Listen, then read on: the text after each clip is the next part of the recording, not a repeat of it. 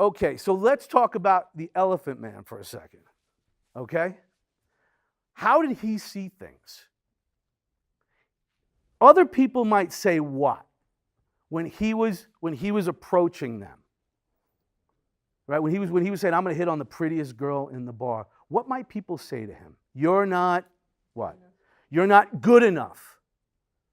Right? He had to reframe that because he's heard that a million times.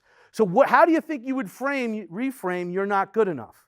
What would be an empowering way to look at that situation?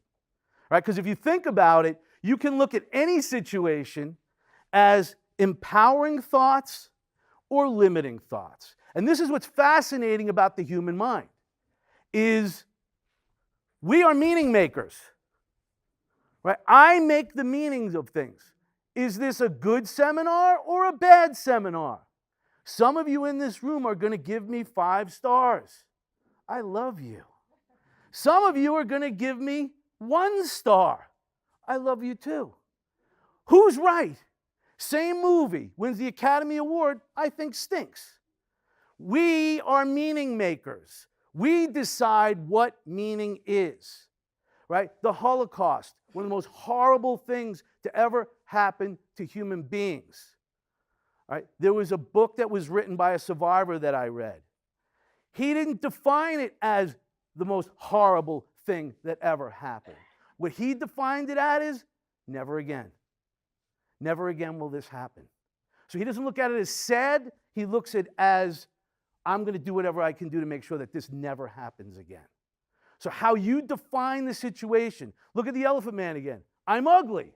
He redefined it to, I'm unique. I don't deserve her. I'm perfect for the right person. Nobody will ever love me. It's her loss. It's not good enough. I'm perfectly me. And so on and so on. So as you're getting feedback from every situation, I challenge you to look at the empowering side. There is absolutely no reason, because there's no right answer.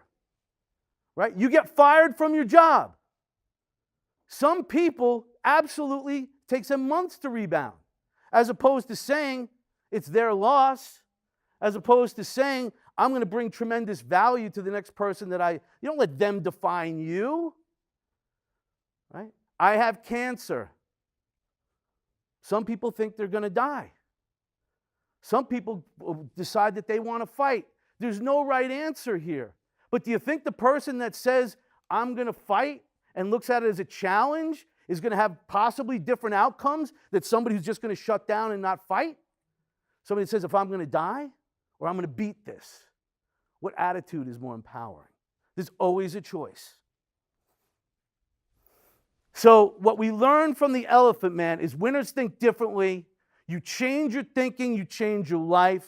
You replace limiting beliefs with empowering beliefs. And then the other thing that's really important in this lesson is learning to love the word no. I hear no so often it's ridiculous. It's crazy. And I'll have the best solution in the marketplace. Yet, people just don't want to do it. It's a part of the game. But I know if I take enough no's, I'm going to get the yes. And it's just like the movie business.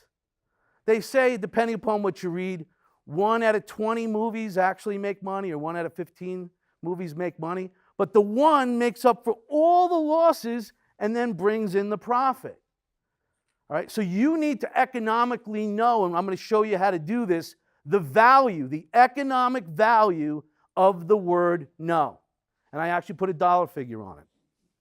The other thing that I'm going to teach you is the word no, N-O, does not mean we're never going to do business. It means I don't know, K-N-O-W, enough, or I know when to buy from you. All right? Again, it's a reframe, it's a mind shift.